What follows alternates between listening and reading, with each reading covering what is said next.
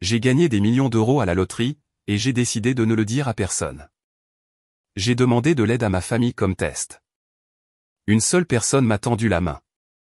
Je m'appelle Cassandra Dubois, mais tout le monde m'appelle Cassie. J'ai 34 ans, et mardi dernier, toute ma vie a basculé lorsque j'ai vérifié mon ticket de loto et découvert que j'avais gagné 47 millions d'euros. Mes mains tremblaient en regardant ces 6 numéros qui correspondaient parfaitement. Une fois le choc initial passé, une pensée étrange m'a traversé l'esprit, je n'en parlerai absolument à personne. Vous voyez, j'ai une histoire compliquée avec ma famille en ce qui concerne les finances. Si vous regardez ceci en ce moment, laissez un commentaire pour me faire savoir d'où vous regardez. Avant de vous parler de cette décision qui a changé ma vie, cliquez sur j'aime et abonnez-vous pour entendre d'autres histoires réelles sur la loyauté et la trahison familiale qui pourraient bien changer votre façon de voir vos propres relations. Avant ce mardi fatidique, ma vie était douloureusement ordinaire. Je travaillais comme comptable dans une petite agence de marketing à Lyon, gagnant juste assez pour vivre confortablement, mais jamais assez pour me sentir en sécurité. Mon appartement était modeste, une chambre à coucher à la périphérie de la ville, rien de luxueux, mais c'était le mien. Chaque matin, je me levais à 6 heures, préparais mon café et commençais ma journée avec l'inquiétude persistante des factures et des échéances qui pesaient sur moi. Le travail était exigeant, avec des semaines de 60 heures devenant la norme plutôt que l'exception, surtout pendant la période fiscale. Ma situation familiale était, pour le moins, compliquée. Mes parents, Bernard et Monique Dubois, ont divorcé quand j'avais 14 ans et se sont tous deux remariés dans les 2 ans.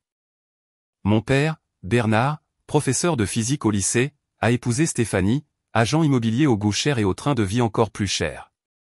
Ma mère, Monique, a trouvé l'amour auprès de Didier, un propriétaire d'entreprise prospère qui avait plus d'argent que mon père, mais qui serrait la ceinture sur chaque centime. J'ai 2 frères et sœurs. Ma sœur cadette, Sophie, a 30 ans et a toujours été l'enfant d'or. Elle est diplômée d'une université prestigieuse, mariée à un chirurgien nommé Paul, et vit maintenant dans une belle maison en banlieue avec leurs 2 enfants parfaits. Puis il y a mon frère aîné, Julien, 36 ans, qui, malgré son charme et son intelligence, n'a jamais vraiment trouvé sa voie. Il passe d'un emploi à l'autre, d'une relation à l'autre, et a fait de l'emprunt d'argent aux membres de sa famille une forme d'art. Le schéma était toujours le même, appel désespéré, plaidoyer émotionnel, promesse de remboursement, puis silence radio jusqu'à la prochaine crise. La famille élargie n'était pas moins compliquée. Ma tante Martine, la sœur cadette de ma mère, était peut-être la seule personne authentique dans notre cercle familial. Malgré une vie de salaire à salaire en tant qu'enseignante dans une école primaire, elle trouvait toujours des moyens de se montrer quand cela importait. Elle conduisait une Renault Mégane ancienne qui faisait des bruits alarmants, vivait dans un petit appartement rempli de livres et de plantes, et ne se plaignait jamais de sa situation. En contraste frappant, il y avait ma tante Hélène, la sœur aînée de mon père, qui s'était mariée à un homme riche et ne laissait personne l'oublier. Elle passait les fêtes à critiquer les choix de vie de chacun et à faire des commentaires déguisés sur ma carrière, mon appartement et mon statut perpétuellement célibataire. Mon cousin Thomas, son fils, avait hérité de son droit, mais d'aucun de ses succès financiers, et avait un problème de jeu que la famille faisait semblant d'ignorer. Mon passé d'aide financière dans la famille m'avait rendu cynique. Lorsque Julien a eu besoin de 5 000 € pour une cure de désintoxication il y a 3 ans, j'ai vidé mon modeste compte d'épargne pour l'aider, seulement pour découvrir quelques mois plus tard qu'il n'était jamais allé en cure de désintoxication. Lorsque Sophie a eu besoin d'aide pour les frais de son mariage, j'ai mis 2 000 € sur ma carte de crédit qu'elle avait promis de rembourser après la lune de miel. 5 ans plus tard, j'attendais toujours. Lorsque mon père a eu besoin d'un prêt pour réparer son toit après une tempête, je lui ai envoyé ce que j'ai pu, seulement pour voir des photos de lui et Stéphanie en vacances à Cannes le mois suivant. La seule personne qui connaissait l'étendue complète de ces trahisons était ma meilleure amie Charlotte. Nous nous étions rencontrés à l'université, et contrairement à la plupart des relations dans ma vie, la nôtre était restée constante. Charlotte travaillait comme infirmière, comprenait les difficultés et ne jugeait jamais mes sentiments compliqués à propos de ma famille. Elle était la voix de la raison quand je me sentais amer, me rappelant que tout le monde n'était pas là pour profiter de moi. Au travail, les choses n'allaient pas beaucoup mieux. Mon patron, Arnaud, avait l'habitude de s'attribuer le mérite de mes idées lors de réunions avec les clients. Mon collègue David partait systématiquement plus tôt, me laissant rattraper son travail, mais il parvenait toujours à obtenir la reconnaissance que je méritais. Malgré le manque de reconnaissance, j'ai gardé la tête basse et j'ai continué à travailler avec diligence, espérant qu'un jour cela porterait ses fruits. Acheter des billets de loterie était ma seule petite indulgence, un rituel hebdomadaire dont ma famille aimait se moquer. Chaque vendredi, j'allais au tabac du coin et dépensais 10 € en billets. Ma mère appelait cela une taxe sur les gens qui ne savaient pas compter. Mon frère plaisantait en disant que je devrais lui donner l'argent directement au lieu de le gaspiller. Mon père me donnait des cours sur les probabilités et les statistiques. Mais il y avait quelque chose d'espoir dans ces billets, une petite chance de liberté que je ne pouvais pas me résoudre à abandonner, même si les années passaient sans gagner plus de 20 € ici et là. J'avais des rêves, bien sûr. Je voulais voyager pour voir des endroits au-delà de la Provence. Je voulais retourner à l'école, peut-être obtenir une maîtrise dans un domaine qui me passionnait vraiment. Je voulais avoir assez d'épargne pour qu'une réparation de voiture inattendue ne me plonge pas dans un chaos financier. Mais ces rêves semblaient de plus en plus lointains à l'approche de la trentaine, payant toujours mes prêts étudiants et portant une dette de carte de crédit petite mais persistante qui ne semblait jamais diminuer malgré mon budget prudent. Chaque mois était un acte d'équilibrage minutieux entre les factures, les courses et le dîner occasionnel avec Charlotte. Je découpais des coupons, comparais les prix et savais exactement quel magasin avait la meilleure affaire sur tout, du papier toilette au café. Je conduisais une Peugeot 206 vieille de 10 ans qui faisait un bruit inquiétant quand il pleuvait, mais je ne pouvais pas me permettre de la remplacer. J'avais maîtrisé l'art de paraître parfaitement bien tout en calculant constamment les coûts dans ma tête, me demandant si je pouvais me permettre de dire oui à une invitation ou si je devais inventer une excuse pour rester à la maison. C'était ma vie avant que tout ne change. Ordinaire, parfois difficile, occasionnellement solitaire, mais stable à sa manière. Je n'avais aucune idée comment un simple morceau de papier allait bouleverser complètement tout ce que je pensais savoir sur moi-même et sur les personnes que j'appelais ma famille. Le jour où j'ai acheté le billet gagnant était en fait mon 34e anniversaire. Je venais de terminer une semaine de travail particulièrement éprouvante où Arnaud s'était encore une fois attribué le mérite de ma stratégie financière qui avait fait économiser des milliers d'euros à un client important. Je me suis arrêté chez le buraliste comme chaque vendredi, mais cette fois avec une légère variation dans ma routine. « Joyeux anniversaire, Cassie », m'a crié le buraliste en entrant. C'était un gentil vieil homme qui possédait le magasin depuis plus de 30 ans. Il connaissait tous ses clients réguliers par leur nom et avait toujours un mot gentil à partager. « Merci, monsieur Dubois. »« L'habituel, s'il vous plaît, et peut-être un an plus pour la bonne chance », ai-je répondu en lui donnant 20 € au lieu de mes 10 € habituels. « Une petite folie pour ton anniversaire, hein ? Peut-être que ta journée de chance est aujourd'hui, » a-t-il dit en me faisant un clin d'œil en me tendant mes billets. Au lieu de mon tirage habituel, j'ai décidé sur un coup de tête de choisir mes propres numéros. J'ai sélectionné mon mois et jour de naissance, 3 et 16, l'anniversaire de ma mère, 12, celui de mon père, 21, celui de Martine, 9, et celui de Charlotte, 30. 6 numéros qui représentaient les personnes les plus importantes de ma vie, même celles qui m'avaient déçu. Ce soir-là, j'ai commandé à emporter dans mon restaurant thaïlandais préféré, ouvert une bouteille de vin que Charlotte m'avait offerte en cadeau d'anniversaire, et je me suis installé pour une soirée tranquille en solitaire. Le tirage de la loterie avait lieu à 20 h, mais j'y ai à peine prêté attention en parcourant les réseaux sociaux, voyant des publications d'anciennes connaissances qui profitaient de célébrations d'anniversaire bien plus excitantes que la mienne. À 20h30, je me suis souvenu des billets et j'ai pris paresseusement mon téléphone pour vérifier les numéros, sans rien attendre comme d'habitude. Le premier numéro correspondait, 3. J'ai souri légèrement. Le deuxième correspondait, 16. Mon rythme cardiaque s'est un peu accéléré. Troisième numéro, 12. Quatrième, 21. À ce moment-là, mes paumes transpiraient. Cinquième numéro, 9. Je retenais mon souffle. Sixième et dernier numéro, 30. J'ai fixé mon téléphone pendant ce qui m'a semblé une éternité. Cela ne pouvait pas être juste. J'ai dû lire quelque chose de travers. J'ai vérifié encore et encore. J'ai allumé la télévision et j'ai remonté le direct du tirage. J'ai regardé chacun de mes numéros apparaître à l'écran, l'un après l'autre. Mes mains tremblaient tellement que j'ai laissé tomber la télécommande. Pas possible, ai-je murmuré à l'appartement vide. Pas possible. Selon le site web de la loterie, j'étais la seule gagnante de 47 millions d'euros. Après impôts, cela représenterait environ 28 millions, une somme inimaginable pour quelqu'un qui avait été enthousiasmé plus tôt dans la journée par un coupon de réduction de 10% pour de la lessive. Je n'ai pas dormi du tout cette nuit-là. Au lieu de cela, j'ai passé des heures à rechercher des gagnants de loterie en ligne. Ce que j'ai trouvé étaient des histoires troublantes de gagnants dont la vie s'est effondrée après leur coup de chance. Des familles déchirées par la cupidité. Des amis et des parents éloignés apparaissant de nulle part avec des histoires larmoyantes et les mains tendues. Des gagnants qui étaient en faillite en moins de 5 ans, plus malheureux qu'avant d'avoir gagné. Un article appelait la loterie le chemin le plus rapide pour perdre tout ce à quoi on tient. Au lever du soleil, j'ai pris ma décision. Je réclamerai l'argent, mais je ne le dirai à personne.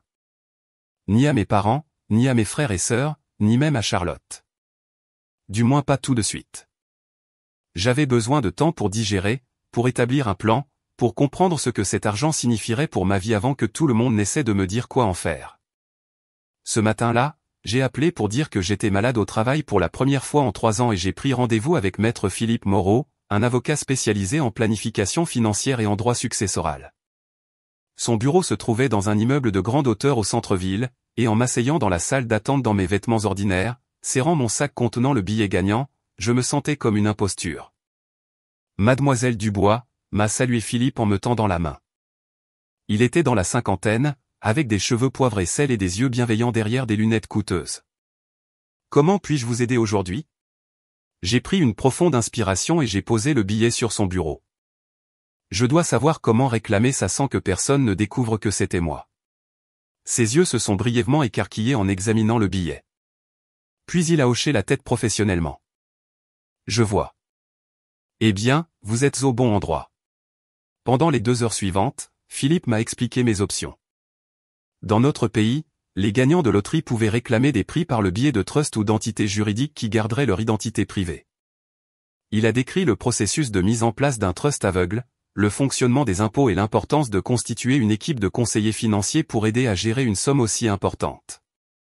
La plus grosse erreur que font les gagnants, m'a-t-il dit, c'est de trop en parler trop rapidement. Une fois que cela arrive, il n'y a plus de retour en arrière. J'ai hoché la tête, soulagé que mon instinct ait été correct. Je veux faire les choses correctement. Je ne veux pas que cet argent ruine ma vie. En quittant le bureau de Philippe avec un dossier rempli de documents et une liste d'étapes à suivre, j'ai ressenti un étrange mélange d'excitation et d'appréhension. J'avais plus d'argent que je n'en avais jamais rêvé. Pourtant, je ne pouvais partager cette nouvelle qui changeait ma vie avec personne. Je vivrais une double vie, prétendant être la même comptable en difficulté tout en étant secrètement multimillionnaire. Au cours des 2 semaines suivantes, j'ai travaillé avec Philippe pour établir le trust, réclamer les gains et ouvrir des comptes d'investissement. Nous avons créé un plan financier complet qui garantirait que je n'aurais plus jamais à me soucier de l'argent, même si je vivais jusqu'à 100 ans. L'argent était réel maintenant, placé sur des comptes sous mon contrôle. Pourtant, ma vie quotidienne restait inchangée. J'allais toujours au travail, je me plaignais toujours des factures avec mes collègues, je conduisais toujours ma vieille Peugeot 206. Le secret commençait à peser sur moi. Je me surprenais à penser à ma famille. Serait-il heureux pour moi s'il le savait? Respecterait-il mes limites, ou me considérerait-il comme rien de plus qu'un distributeur de billets ambulants? Ces questions me hantaient, et peu à peu, une idée a commencé à se former. Et s'il y avait un moyen de savoir comment ma famille réagirait à ma nouvelle richesse sans la révéler? Et si je pouvais tester leur caractère avant de décider à qui partager mon secret? Le plan s'est cristallisé une nuit alors que je restais éveillé, fixant le plafond. Je créerais un scénario où j'aurais besoin d'aide financière. Pas une somme énorme, mais suffisante pour être significative. J'approcherais chaque membre de la famille avec la même histoire, la même demande, et je verrais qui m'aiderait sans la perspective de gagner quoi que ce soit en retour. Alors seulement je saurais qui méritait de faire partie de ma nouvelle vie. Le lendemain, j'ai rencontré à nouveau Philippe pour m'assurer que mes finances étaient correctement sécurisées avant de poursuivre mon plan. Nous avions établi un portefeuille d'investissement diversifié, mis en place des trusts pour des dons caritatifs futurs, et créé un compte personnel modeste qui me permettrait d'accéder aux fonds sans éveiller les soupçons. La majeure partie de l'argent était investie en toute sécurité, intouchable par quiconque sauf moi. Tout est en ordre, Cassandra, m'a assuré Philippe en glissant un dossier sur son bureau poli. Votre avenir financier est assuré. Vous pourriez arrêter de travailler demain si vous le vouliez. L'idée était tentante, mais je savais qu'un changement de style de vie abrupt soulèverait des questions. Je n'étais pas prête à y répondre. Je pense que je vais rester à mon poste pour l'instant, ai-je répondu. Du moins jusqu'à ce que je règle certaines choses. Ce soir-là, j'ai invité Charlotte à dîner. Alors que nous étions assises sur mon petit balcon avec des verres de vin, j'ai décidé de partager une partie de mon plan avec elle. Je ne pouvais pas tout garder en moi, et je lui faisais plus confiance qu'à personne. Je pense à mener une sorte d'expérience avec ma famille, ai-je commencé prudemment. Charlotte a levé un sourcil. Quel genre d'expérience ? J'ai pris une profonde inspiration. Je vais leur dire que j'ai perdu mon emploi et que j'ai besoin d'aide financière. Juste pour voir qui se soucie vraiment assez de m'aider quand j'en ai besoin. L'expression de Charlotte est passée de la curiosité à l'inquiétude. Cassie, cela semble manipulateur. Pourquoi ferais-tu ça ? Parce que j'en ai marre d'être la seule à aider quand les autres en ont besoin, ai-je dit, sans vraiment la regarder dans les yeux. Je veux savoir qui serait là pour moi si les rôles étaient inversés. Mais mentir pour tester les gens, ça ne te ressemble pas, Charlotte a posé son verre de vin. Pourquoi ne pas simplement leur demander ce qu'ils pensent de toi ? Avoir une conversation honnête. J'ai ri sans humour. Vraiment ? Parce que ma famille est tellement douée pour les conversations honnêtes. Tu sais comment ils sont, Charlotte. Tu as vu comment ils me traitent. Même ainsi, ça me semble mal. Qu'est-ce que tu essaies de prouver ? Je n'essaie rien de prouver, ai-je insisté, même si ce n'était pas tout à fait vrai. Je veux juste savoir qui se soucie vraiment de moi par opposition à ceux qui me voient comme une ressource. Charlotte a secoué la tête. Je pense que tu vas te blesser plus que les autres avec ça, mais je connais ce regard dans tes yeux, tu as déjà pris ta décision. Elle avait raison. J'avais passé la journée à élaborer mon histoire, en m'assurant qu'elle soit crédible, mais pas si dramatique qu'elle soulèverait des soupçons. Je dirais à tout le monde que la société de marketing pour laquelle je travaillais avait soudainement fermé ses portes après avoir perdu ses clients les plus importants. Je dirais que j'avais besoin de 5 000 € pour couvrir le loyer et les frais médicaux jusqu'à ce que je trouve un nouveau poste. C'était une somme importante, mais pas exorbitante et certainement pas au-delà des moyens de la plupart des membres de ma famille. J'ai dressé une liste de toutes les personnes que j'approcherais, ma mère Monique et mon beau-père Didier, mon père Bernard et ma belle-mère Stéphanie, ma sœur Sophie et son mari Paul, mon frère Julien, ma tante Martine, ma tante Hélène et mon cousin Thomas. 10 personnes, qui s'étaient toutes tournées vers moi pour obtenir de l'aide à un moment donné, toutes que j'avais soutenues financièrement ou émotionnellement quand elles en avaient eu besoin. Le lendemain, j'ai répété mon histoire avec Charlotte, qui a accepté à contre-cœur malgré ses réticences. Tu dois avoir l'air vraiment désespéré, mais pas au point de paniquer, m'a-t-elle conseillé. Et prépare des détails précis sur la fermeture de l'entreprise. Il pourrait poser des questions. J'ai hoché la tête, prenant des notes. Je dirais que le PDG détournait des fonds et que l'entreprise fait l'objet d'une enquête. Cela expliquerait pourquoi c'est arrivé si soudainement et pourquoi je pourrais ne pas recevoir mon dernier salaire. Et qu'en est-il de ta recherche d'emploi ? J'ai postulé partout, mais le marché du travail est serré, surtout pour les postes de comptabilité spécialisés. J'ai quelques entretiens prévus, mais rien de concret pour l'instant et ma caisse d'urgence est épuisée à cause de quelques tests médicaux récents. J'avais pensé à chaque détail, créant un scénario qui susciterait la sympathie sans soulever trop de questions. Alors que je finalisais mon plan, j'ai ressenti une pointe de culpabilité. Charlotte avait-elle raison ? Était ce manipulateur aimable ? Mais ensuite, je me suis souvenu de toutes les fois où j'avais vidé mon épargne pour aider ces mêmes personnes, souvent à un coût personnel élevé, et ma détermination s'est renforcée. Il ne s'agissait pas seulement de les tester. Il s'agissait de me protéger, moi et mon avenir.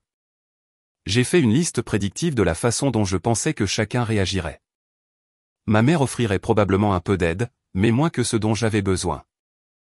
Mon père me ferait la morale sur la responsabilité financière, mais pourrait envoyer une petite somme. Sophie prétendrait qu'elle ne pouvait pas aider à cause des dépenses des enfants. Julien dirait certainement qu'il n'avait pas d'argent. Didier et Stéphanie refuseraient catégoriquement. Ma tante Hélène me jugerait pour mes mauvais choix de vie. Mon cousin Thomas promettrait une aide qui ne se matérialiserait jamais. La seule personne pour qui j'avais un réel espoir était ma tante Martine. Malgré le fait qu'elle ait le moins à donner, Elle avait toujours été la plus généreuse de ce qu'elle avait. Mais même avec elle, j'essayais de garder mes attentes basses. 5 000 € représentaient beaucoup d'argent pour une enseignante d'école primaire vivant seule. Le plan était établi. Au cours de la semaine suivante, j'enverrai un message à chaque membre de la famille individuellement, leur raconterai la même histoire, et je verrai qui se manifesterait. Alors seulement je déciderai qui méritait de connaître mon gain à la loterie. Alors seulement je saurai qui se souciait vraiment de moi au-delà de ce que je pouvais faire pour eux. Avec un mélange d'anticipation et d'appréhension, j'ai pris mon téléphone et j'ai passé le premier appel. Il était temps de découvrir qui était ma vraie famille. J'ai décidé d'appeler ma mère en premier. Monique s'était toujours targuée d'être une mère attentionnée, nous rappelant souvent qu'elle avait sacrifié ses propres rêves pour élever ses enfants. Si quelqu'un devait m'aider, je pensais que ce serait elle. Mes mains tremblaient légèrement lorsque j'ai composé son numéro. Elle a répondu à la 3e sonnerie, semblant distraite. « Salut, maman », ai-je dit intentionnellement, en faisant paraître ma voix tendue. « Cassie, tout va bien ? Tu sembles bouleversée. » J'ai lancé mon histoire préparée, lui parlant de la fermeture soudaine de l'entreprise, des salaires perdus et de ma situation financière précaire. Pendant que je parlais, j'entendais sa respiration changer, devenant plus inquiète à chaque détail. « Oh, ma chérie, c'est terrible », a-t-elle dit quand j'ai eu fini. « As-tu demandé le chômage ? Et ta caisse d'urgence ? » J'ai expliqué que le chômage prendrait des semaines à traiter et que ma caisse d'urgence avait été épuisée par des tests médicaux récents pour des symptômes inquiétants. Je n'ai pas précisé quels étaient les symptômes, lui permettant d'imaginer le reste. J'ai du mal à demander ça, maman, mais j'ai besoin d'aide. Environ 5 000 € pour couvrir le loyer et les factures médicales jusqu'à ce que je trouve quelque chose de nouveau. Je promets de te rembourser dès que possible. Il y a eu une longue pause à l'autre bout de la ligne. Oh, Cassie, tu sais, Didier et moi venons de verser un acompte pour la maison au bord du lac. Nous sommes assez à court de liquidités en ce moment. Sa voix a pris un ton légèrement défensif. As-tu demandé à ton père ou à Sophie ? Paul gagne bien sa vie à l'hôpital ? J'espérais éviter de demander à papa, ai-je dit honnêtement. Et Sophie a les enfants et leurs frais de scolarité privés. Eh bien, laisse-moi parler à Didier et voir ce que nous pouvons faire, a-t-elle dit finalement. Mais je ne peux rien promettre. Tu sais à quel point il est regardant avec l'argent, surtout quand il s'agit, eh bien, tu sais. Je savais. Didier ne m'avait jamais considéré comme sa responsabilité, indiquant clairement dès le début que son argent était destiné à ma mère et aux enfants qu'ils auraient pu avoir ensemble. Ils n'en ont jamais eu. Bien sûr, maman. Dis-moi juste dès que tu peux. Le loyer est dû la semaine prochaine. Oui, ma chérie, et je suis tellement désolé pour ton emploi. Mais ces choses finissent toujours par s'arranger. Peut-être que c'est un signe que tu devrais chercher à changer de carrière pour quelque chose de plus stable. Après avoir raccroché, j'ai noté sa réponse dans un journal que j'avais commencé à cet effet. Elle avait exprimé de l'inquiétude, mais avait immédiatement cherché des moyens de refiler la responsabilité à quelqu'un d'autre. Elle n'avait pas refusé catégoriquement, mais je suspectais que sa conversation avec Didier aboutirait commodément à leur incapacité à aider. Le lendemain, j'ai rencontré mon père, Bernard, pour prendre un café. J'ai choisi un lieu public, pensant qu'il serait moins susceptible de réagir négativement dans un tel cadre. « Tu as l'air fatigué », fut son accueil alors que je m'asseyais en face de lui. Je lui ai adressé un faible sourire et j'ai lancé mon histoire. Son visage est resté impassible pendant que je parlais, hochant ou fronçant occasionnellement les sourcils à certains détails. Quand j'ai fini en lui demandant de l'aide pour les 5 000 €, il s'est penché en arrière sur sa chaise et a croisé les bras. « Cassandra, je t'ai toujours enseigné la responsabilité financière », a-t-il commencé, adoptant sa voix de professeur. C'est exactement pourquoi je t'ai dit de garder 6 mois de dépenses économisées en permanence. Qu'est-il arrivé à ce plan ? La vie est arrivée, papa, ai-je répondu, en essayant de garder la frustration hors de ma voix. Facture médicale, réparation de voiture. Tout le monde ne peut pas mettre autant d'argent de côté. Il a soupiré lourdement. Et maintenant, tu t'attends à ce que les autres te sauvent. Qu'en est-il de tes habitudes de dépenses ? As-tu vraiment besoin de cet appartement dans ce quartier ? Et de ton abonnement Internet et de ses services de streaming ? Pendant les 20 minutes suivantes, il m'a fait un sermon sur la planification financière, le marché du travail et l'importance de vivre en dessous de ses moyens. Pas une seule fois il n'a offert d'aide réelle. J'adorerais t'aider, Cassie, mais Stéphanie et moi nous concentrons sur notre retraite en ce moment. Nous ne pouvons pas nous permettre de puiser dans ces fonds. Ce serait financièrement irresponsable. Il m'a tapoté la main de manière condescendante. Ce sera une bonne leçon pour toi. Parfois, il faut toucher le fond avant d'apporter les changements nécessaires. J'ai hoché la tête, luttant pour retenir les larmes qui n'étaient que partiellement simulées. Même en anticipant cette réponse, il était douloureux de l'entendre rejeter si facilement mes besoins. Ma sœur Sophie est venue ensuite. J'ai conduit jusqu'à sa magnifique maison de banlieue un samedi après-midi. Son mari Paul jouait au golf, nous laissant l'intimité nécessaire pour parler. Cassie, quelle surprise, s'est-elle exclamée à l'ouverture de la porte. Les enfants sont à leur cours de natation. Entre. Sa maison était impeccable, avec des meubles chers et des photos professionnelles de famille encadrées sur tous les murs. Alors que nous étions assises dans sa cuisine gastronomique, sirotant des cafés de sa machine à expresso haut de gamme, je lui ai raconté ma situation. « Oh mon Dieu, c'est horrible », a-t-elle haleté, en traversant l'îlot en granit pour me serrer la main. Je n'arrive pas à croire qu'ils aient fermé comme ça. Pauvre de toi. Son sympathie semblait sincère, et pendant un moment, j'ai ressenti de l'espoir. Puis j'ai mentionné avoir besoin d'emprunter 5 000 €. Oh, a-t-elle dit, son expression changeant légèrement. Eh bien, ce n'est pas vraiment un bon moment. Nous venons d'acheter la nouvelle Audi le mois dernier, et les frais de scolarité des enfants étaient dus. De plus, nous refaisons la salle de bain principale. Elle a jeté un regard nerveux autour d'elle. Paul gère la plupart de nos finances, et il est très strict avec notre budget. Je comprends, ai-je dit doucement. Je ne demanderais pas si je n'étais pas désespéré. Je sais, a-t-elle dit rapidement. Laisse-moi parler à Paul et voir ce que nous pouvons faire. Peut-être que nous pouvons aider avec un montant plus petit. Ou peut-être que tu pourrais vivre avec nous temporairement. La chambre d'amis est utilisée pour le stockage en ce moment, mais nous pourrions la vider. Je l'ai remercié pour son offre, mais j'ai expliqué que déménager serait difficile avec ma recherche d'emploi centrée sur la ville. Elle a promis de m'appeler après avoir parlé à Paul, mais la façon dont elle évitait mon regard me disait tout ce que j'avais besoin de savoir. Mon frère Julien était peut-être le plus décevant. Après lui avoir envoyé un message détaillé sur ma situation, il a répondu par un bref message, « Ça craint, ma sœur. Je suis vraiment fauché moi-même. On t'appellera plus tard. » Il ne l'a jamais fait. Mes messages de suivi sont restés sans réponse. Et lorsque j'ai essayé de l'appeler directement, les appels allaient directement à la messagerie vocale. Ceci de la part du même frère qui m'avait emprunté des milliers d'euros au fil des ans, toujours avec des promesses larmoyantes de remboursement qui ne se matérialisaient jamais. Ma belle-mère Stéphanie a été directe lorsque je l'ai appelée, sans même prendre la peine de faire semblant de sympathie. « Cassandra, je suis sûr que c'est difficile, mais Didier et moi ne sommes pas en mesure d'aider. Peut-être que c'est une opportunité pour vous d'acquérir de meilleures compétences en gestion financière. Avez-vous pensé à réduire la taille de votre appartement ou à prendre un colocataire ?» Lorsque j'ai fait remarquer que je les avais aidés avec les réparations de leur chalet de vacances l'année dernière, elle s'est piquée. C'était différent. C'était une propriété familiale que vous appréciez également d'utiliser. Le fait que je n'ai été invité au chalet qu'une seule fois en 5 ans ne semblait apparemment pas importer. Mon beau-père Didier a été encore pire. « Vous n'êtes pas ma fille », a-t-il dit clairement lorsque j'ai appelé. « J'ai soutenu votre mère pendant des années, mais vos problèmes financiers sont les vôtres. Peut-être auriez-vous dû choisir une carrière plus lucrative. » Mon cousin Thomas a d'abord semblé sympathique, promettant de m'aider absolument. Il a même suggéré de déjeuner pour me donner un chèque.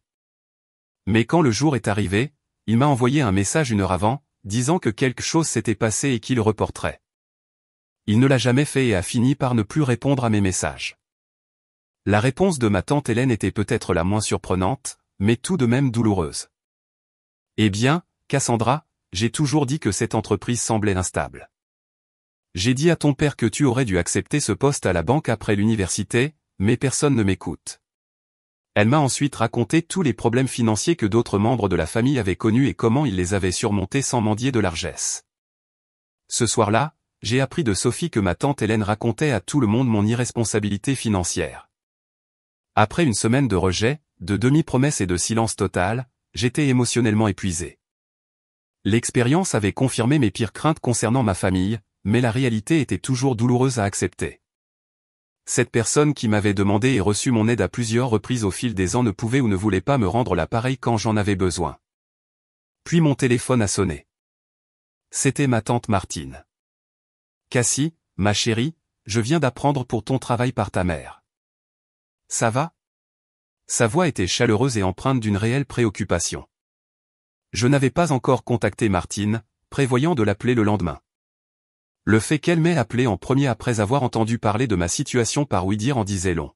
« Je tiens le coup », ai-je dit, l'émotion dans ma voix étant maintenant entièrement réelle. « Écoute, je veux aider.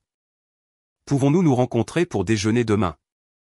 C'est moi qui paie, bien sûr. » Le lendemain, nous nous sommes rencontrés dans un petit restaurant près de chez elle. Martine était exactement comme elle était toujours, ses cheveux argentés tirés en une simple queue de cheval, portant un jean et un cardigan avec des boutons dépareillés. Elle m'a serré fort dans ses bras avant que nous nous asseyions. « Je suis tellement désolé pour ton travail, ma chérie. Cette entreprise ne te méritait de toute façon pas. » Pendant que nous mangions, elle m'a posé des questions réfléchies sur ma recherche d'emploi et m'a proposé de contacter d'anciens collègues qui avaient des contacts dans le monde des affaires. Puis, après que nos assiettes aient été débarrassées, elle a fouillé dans son sac et en a sorti une enveloppe. « Je veux que tu prennes ça, » a-t-elle dit en la glissant sur la table. « C'est 3000 €. Je sais que ce n'est pas le montant total dont tu as besoin, mais cela devrait au moins aider pour le loyer. » J'ai regardé l'enveloppe en état de choc. « Martine, je ne peux pas prendre ça. C'est trop. La famille est de la famille. Et je veux que tu saches autre chose. » Elle a traversé la table et m'a pris la main. « Si tu as besoin d'un endroit où loger pour économiser sur le loyer, mon canapé se déplie en lit. Ce n'est pas chic, mais tu es la bienvenue aussi longtemps que tu en auras besoin. » Des larmes ont rempli mes yeux, et cette fois, elles étaient complètement authentiques. « Merci, » ai-je murmuré, submergé par sa générosité. « Maintenant, ne t'inquiète pas de rembourser ça tout de suite, » a-t-elle continué. « Reprends d'abord tes forces. Trouve un travail que tu aimes vraiment cette fois. La vie est trop courte pour travailler dans un endroit qui ne t'apprécie pas. » En quittant le restaurant, Martine m'a serré à nouveau dans ses bras. « Tu vas t'en sortir, Cassie. Tu es intelligente et capable. Ce n'est qu'un petit contretemps. » En rentrant chez moi, j'ai serré l'enveloppe contenant 3000 €, plus d'argent que je ne savais que Martine pouvait confortablement se permettre. Le contraste entre sa réponse et celle du reste de ma famille ne pouvait être plus frappant. La seule personne qui avait offert une aide sincère était celle qui avait le moins à donner. Après ma rencontre avec Martine, j'ai fait quelques recherches qui m'ont laissé stupéfaite. 3000 € représentaient presque toutes ses économies, et j'ai découvert qu'elle luttait discrètement contre des complications du diabète de type 2. Le coût de ses médicaments avait récemment augmenté, et elle ramassait des travaux de tutorat supplémentaires pour joindre les deux bouts. Cette connaissance m'a frappé comme un coup physique. Martine, qui avait si peu, m'avait donné presque tout ce qu'elle avait sans hésitation ni condition. Pendant ce temps, ma mère, qui avait récemment dépensé 8000 € pour une rénovation de salle de bain, ne pouvait pas se permettre de donner 5000 € pour aider sa fille avec le loyer et les factures médicales. Le lendemain, j'ai invité Martine à dîner chez moi. Alors qu'elle s'installait sur mon canapé usé, j'ai remarqué pour la première fois à quel point elle avait l'air fatiguée, les fines rides autour de ses yeux plus profondes que je ne m'en souvenais. « Martine, je dois te dire quelque chose, » ai-je commencé, en lui posant une tasse de thé devant elle. « Je n'ai pas été complètement honnête avec toi. » Son expression est restée ouverte, curieuse plutôt qu'inquiète. « Qu'est-ce que c'est, ma chérie ? » Je n'ai pas perdu mon emploi. L'entreprise va bien. J'ai toujours mon poste. Les mots sont sortis rapidement. J'ai inventé cette histoire pour voir qui dans la famille m'aiderait si j'en avais besoin. Martine est restée silencieuse un moment, puis a hoché lentement la tête. Je vois. Es-tu en colère contre moi, ai-je demandé soudainement, craignant de perdre la seule relation authentique que j'avais découverte grâce à cette expérience. Elle a considéré la question. Non, pas en colère. Triste, peut-être. Triste que tu aies senti que tu devais tester les gens de cette façon. Elle a pris une gorgée de thé, mais je comprends pourquoi tu l'as fait. Notre famille n'a pas toujours été gentille avec toi. Tu étais la seule à offrir ton aide, lui ai-je dit. Tous les autres avaient des excuses ou m'ignoraient complètement. Martine a soupiré. Les gens te montrent qui ils sont quand donner devient gênant. J'ai appris cette leçon à mes dépens moi-même. Qu'est-ce que tu veux dire? Elle a posé sa tasse et a joint ses mains sur ses genoux. Mon ex-mari, Robert. T'ai-je jamais dit pourquoi nous avons vraiment divorcé? J'ai secoué la tête. L'histoire familiale avait toujours été vague. Quelque chose à propos de s'éloigner. J'ai reçu un petit héritage à la mort de ma grand-mère. Environ 50 000 euros. Pas une fortune, mais significatif pour nous à l'époque. Robert a immédiatement eu toutes sortes de projets pour l'argent, principalement investir dans les entreprises de son ami. Elle a souri tristement. Je voulais le garder pour notre avenir, peut-être acheter une petite maison éventuellement. Nous nous sommes battus à ce sujet pendant des mois. Qu'est-il arrivé? Un jour, j'ai découvert qu'il avait falsifié ma signature et retiré la majeure partie de l'argent. Au moment où j'ai découvert que c'était parti, investi dans un restaurant qui a fait faillite en moins d'1 an. Elle a secoué la tête en souvenir. Quand je l'ai confronté. Tu sais ce qu'il a dit? Que c'était notre argent, pas seulement le mien, et qu'il avait autant de droits dessus que moi. Comme si mon nom sur l'héritage ne signifiait rien. J'étais choqué. Je n'en avais aucune idée. La famille préférait l'histoire de s'éloigner, moins compliquée. Elle a tendu la main vers la mienne. Le fait est que j'ai appris que certaines personnes te voient comme une ressource plutôt que comme une personne, et c'est une leçon douloureuse. Je suis tellement désolé que cela te soit arrivé, ai-je dit, en lui serrant la main. C'était il y a longtemps, mais cela m'a appris quelque chose d'important sur l'argent et les relations. Elle m'a regardé attentivement. L'argent ne révèle pas seulement qui sont vraiment les autres, Cassie. Il révèle aussi qui nous sommes. Comment nous l'utilisons, comment nous le partageons, comment nous en parlons. C'est un miroir puissant. Ces paroles ont résonné profondément. À ce moment-là, j'ai pris une décision. Martine, il y a autre chose que je dois te dire. Quelque chose de gros. J'ai pris une profonde inspiration. J'ai gagné à la loterie il y a 3 semaines. 47 millions d'euros. Ses yeux se sont écarquillés, mais elle est restée silencieuse, attendant que je continue. Je ne l'ai dit à personne d'autre. Ni à mes parents, ni à Sophie, ni à Julien, même pas à Charlotte. Tu es la première à le savoir. Oh, Cassie, a-t-elle soufflé. C'est bouleversant. Je sais. Et c'est pourquoi j'ai fait ce test. J'avais besoin de savoir qui serait là pour moi sans connaître l'argent. Martine a hoché lentement la tête. Je comprends ça. Mais qu'est-ce que tu vas faire maintenant? C'est ce que j'essaie de comprendre. L'argent est en sécurité et j'ai de bons conseillers financiers. Mais je ne sais pas comment gérer la famille. Martine a réfléchi. Tu sais que tu ne dois rien à personne, Cassie. Même pas à moi. Mais je veux t'aider, ai-je insisté. Tes frais médicaux, un meilleur appartement. Tout ce dont tu as besoin. Elle a souri gentiment. Je n'ai besoin de rien de toi, ma chérie. Je suis heureuse de ma vie. Mon appartement est petit, mais il est rempli de choses que j'aime. Ma voiture roule la plupart du temps. J'ai mes étudiants et mes livres, et maintenant ce merveilleux secret avec ma nièce préférée. Elle m'a tapoté la main. Savoir que tu es en sécurité et heureuse me suffirait. Son altruisme m'a rempli de larmes. Voici quelqu'un qui m'avait donné presque tout ce qu'elle avait quand elle pensait que j'en avais besoin, et qui maintenant ne demandait rien en retour quand elle savait que j'avais des millions.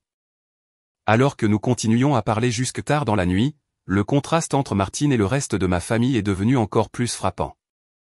Pendant que je menais mon expérience, la nouvelle de mes prétendus problèmes financiers s'était répandue dans la famille. Au lieu de susciter des inquiétudes, elle avait surtout généré des commérages et des jugements. Mon téléphone a vibré avec un message de ma mère, j'ai entendu dire que tu avais aussi demandé de l'argent à Sophie. Tu aurais dû me dire que tu demandais à tout le monde. On dirait que tu nous mets les uns contre les autres. Un autre est arrivé de mon père, Stéphanie me dit que tu demandes des aides à tout le monde. C'est exactement le genre de comportement irresponsable que je t'avais prédit. La famille avait transformé ma demande d'aide en preuve de mes défauts de caractère plutôt qu'en une opportunité de montrer de la compassion, et ce faisant, ils avaient révélé tout ce que j'avais besoin de savoir sur la vraie nature de nos relations. Le lendemain matin de ma conversation avec Martine, j'ai rencontré Philippe pour discuter de mes plans financiers à long terme. Maintenant que j'avais plus de clarté sur mes relations familiales, je pouvais prendre des décisions concernant mon avenir les yeux ouverts. Je veux créer un trust pour ma tante Martine, lui ai-je dit. Quelque chose qui couvrira ses frais médicaux et lui assurera une retraite confortable, mais d'une manière qui ressemble à un cadeau plutôt qu'à de la charité. Elle est très fière. Philippe a hoché la tête, prenant des notes. Nous pouvons le structurer comme un trust familial qui fournit une allocation mensuelle. Elle n'aurait pas à gérer une grosse somme d'un coup, ce qui peut être accablant pour quelqu'un qui n'est pas habitué à la richesse. Parfait. Et je veux lui acheter une petite maison près de l'endroit où je déciderai de vivre. Rien d'extravagant, juste confortable et accessible pour quelqu'un ayant des problèmes de santé. Nous avons passé l'heure suivante à discuter de stratégies d'investissement, de fondations caritatives et de ma propre situation de vie. J'avais décidé de donner mon préavis à mon emploi de comptable et de me concentrer sur la création d'une organisation à but non lucratif visant à aider les personnes âgées vivant seules, inspirée par la situation de Martine et de nombreuses autres personnes comme elle. Et le reste de ta famille, a demandé Philippe avec prudence. Prévoyez-vous de leur parler de vos gains? J'ai secoué la tête. Pas pour l'instant. Peut-être jamais, mais je veux organiser une réunion de famille pour clarifier mes problèmes financiers. Plus tard dans la journée, j'ai appelé Charlotte et lui ai enfin dit la vérité sur tout, le gain à la loterie et l'expérience familiale. Après son choc initial, elle a compris pourquoi j'avais gardé le secret. Alors, qu'est-ce qui se passe maintenant, a-t-elle demandé. Vas-tu devenir une de ces millionnaires excentriques qui coupent toujours des coupons et conduisent une voiture déglinguée? J'ai ri. Non, mais je ne vais pas soudainement commencer à acheter des Bugatti non plus. Je veux que cet argent ait un sens, faire du bien, en commençant par Martine. Elle le mérite. Charlotte a été d'accord. Et les autres? Ceux qui n'ont pas réussi ton test? J'essaie encore de comprendre. J'ai convoqué une réunion de famille pour ce week-end. Je leur ai dit que j'avais une annonce importante. Quand dimanche est arrivé, j'ai été surprise de voir tout le monde se présenter à mon appartement. Ma mère et Didier, mon père et Stéphanie, Sophie et Paul, même Julien, qui avait ignoré mes appels pendant des semaines. Ma tante Hélène est arrivée avec un froncement de sourcils désapprobateur déjà en place. Ma tante Martine est arrivée en dernier, me lançant un sourire secret en entrant. Pendant que tout le monde s'installait dans mon petit salon, regardant autour d'eux avec des degrés variés de curiosité et de jugement, je me suis tenu devant eux, me sentant étrangement calme. Merci à tous d'être venus, ai-je commencé. Je sais qu'il y a eu des rumeurs sur ma situation financière, et je voulais les aborder directement. Ma mère s'est agitée inconfortablement. Julien s'est soudainement intéressé de près à son téléphone. Sophie et Paul ont échangé des regards. La vérité est que je vais bien. J'ai trouvé un nouveau travail avec un meilleur salaire et de meilleurs avantages. C'était techniquement vrai car je venais de me nommer directrice exécutive de ma nouvelle fondation avec un salaire modeste. Je passerai à ce poste le mois prochain. Eh bien, c'est une merveilleuse nouvelle, a dit ma mère avec un soulagement évident. Nous avons tous été très inquiets. J'ai remarqué plusieurs visages se détendre dans la pièce. Ils étaient venus s'attendant soit à ce qu'on leur demande encore de l'argent, soit peut-être à organiser une sorte d'intervention sur mes habitudes financières. Au lieu de cela, ils recevaient de bonnes nouvelles qui ne leur demandaient rien. Alors pourquoi tout ce drame pour avoir besoin d'argent, a demandé mon père, le ton accusateur. Pourquoi demander de l'aide à tout le monde si tu avais un emploi en vue? J'ai croisé son regard avec assurance. Le poste s'est concrétisé récemment, et quand j'étais en difficulté, je me suis tourné vers ma famille. C'est à cela que la famille est censée servir, n'est-ce pas? Un silence inconfortable s'est installé dans la pièce. Eh bien, nous avons tous nos propres engagements financiers, a dit Stéphanie sur la défensive. Il n'est pas toujours possible d'aider, même quand on le veut. Bien sûr, ai-je accepté. Nous devons tous faire des choix concernant nos priorités. Je me suis tourné vers Julien. En parlant de ça, Julien, j'ai remarqué que tu n'as jamais répondu à mes messages quand j'avais besoin d'aide. Pourtant, Tu n'as pas hésité à me demander 3 000 € à Noël dernier pour ton loyer. Il a eu la décence de paraître embarrassé. J'étais en plein milieu de trucs et je n'avais pas d'argent à te donner. Tu ne m'as même pas rappelé. J'ai souligné que cela aurait été gratuit. La réunion a continué ainsi, avec moi abordant calmement mais fermement l'hypocrisie et le manque de soutien que j'avais expérimenté. Personne n'a avoué sa faute. Il y a eu des excuses, des justifications, et même quelques tentatives pour rejeter la faute sur moi pour avoir fait culpabiliser tout le monde. Alors qu'il sortait après une heure inconfortable, j'ai ressenti un étrange sentiment de clôture. Je ne leur avais pas parlé de mon gain à la loterie, mais je m'étais défendu d'une manière que je n'avais jamais faite auparavant. L'argent m'avait donné quelque chose, peut-être plus précieux que la richesse elle-même, le courage de voir mes relations clairement et de fixer des limites en conséquence. Martine est restée après que tout le monde soit parti, m'aidant à nettoyer les tasses de café et les assiettes. « Tu as bien fait », a-t-elle dit doucement. Cela n'a pas dû être facile. C'était en fait plus facile que je ne le pensais, ai-je répondu. Pour la première fois, je n'avais pas peur de les décevoir parce que je réalisais que leur opinion sur moi n'était jamais basée sur qui je suis vraiment. Martine a souri. C'est une prise de conscience puissante. Alors, que se passe-t-il ensuite? Ensuite, ai-je dit, nous commençons à chercher des maisons pour nous deux. 1 an plus tard, ma vie était méconnaissable par rapport au jour où j'avais découvert ces numéros de loto correspondants.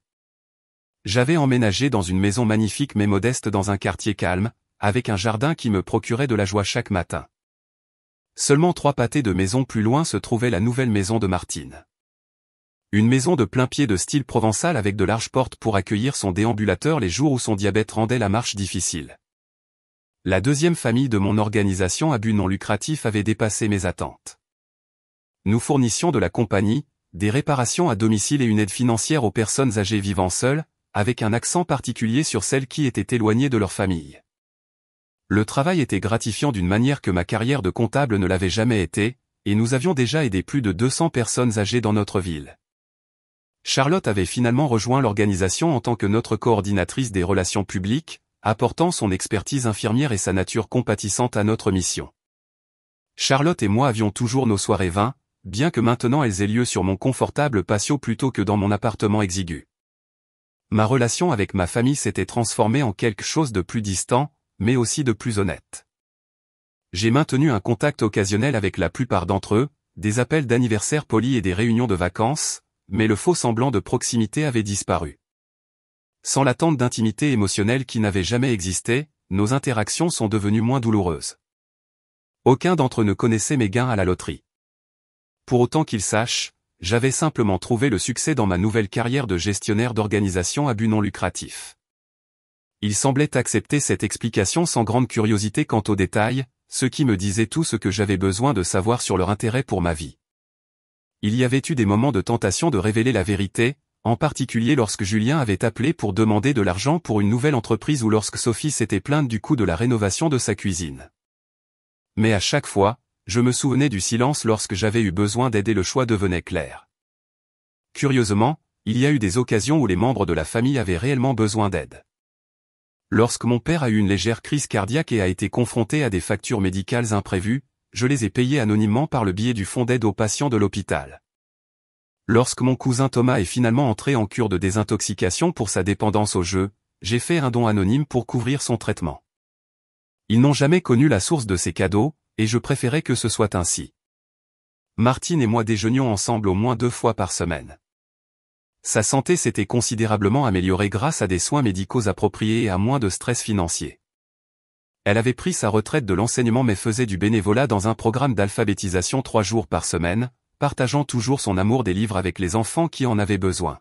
« Tu sais ce qui m'étonne toujours » a-t-elle dit un soir alors que nous étions assis sur son porche, regardant le coucher du soleil. À quel point tout aurait pu se passer différemment si tu avais annoncé tes gains à la loterie tout de suite. J'ai hoché la tête. Si on considère cette réalité alternative, je suppose que la famille serait soudainement devenue très attentive et aimante. Et tu n'aurais jamais su ce qui était réel, a ajouté Martine. Cette connaissance, aussi douloureuse soit-elle, t'a donné la liberté. Elle avait raison. L'expérience avait été douloureuse mais éclairante. Elle m'avait montré qui méritait une place dans ma vie et qui ne la méritait pas. Elle avait révélé la vraie nature des relations que j'avais passé des années à essayer de renforcer malgré leur déséquilibre fondamental. La plus grande leçon que j'avais apprise ne concernait pas les autres, mais moi-même. Avant la loterie, j'avais défini ma valeur par ce que je pouvais donner aux autres, essayant constamment de gagner l'amour par le sacrifice et la générosité. J'avais permis qu'on profite de moi parce que je croyais que c'était ce que signifiait être de la famille, ce que l'amour exigeait. Maintenant, je comprenais que le véritable amour, celui que Martine m'avait montré, ne tenait pas un bilan. Il donnait librement sans attendre de retour, mais il respectait aussi les limites et la dignité. Il était honnête et constant, présent dans les bons et les mauvais moments.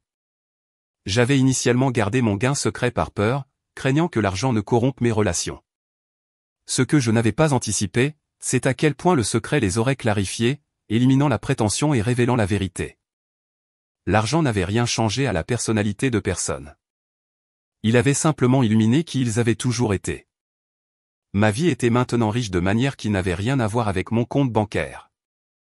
J'avais un but à travers ma fondation, une connexion authentique avec Martine et Charlotte, et une compréhension durement acquise de ma propre valeur que nulle validation externe ne pouvait ébranler. Peut-être le plus important, j'avais la paix. L'anxiété constante concernant les finances qui avaient été ma compagne de toute une vie avait disparu, mais aussi le besoin désespéré d'approbation de la part de personnes incapables de la donner. J'avais construit une vie alignée sur mes valeurs plutôt que sur mes insécurités. Martine a tendu la main et m'a tapoté la main, me ramenant au moment présent.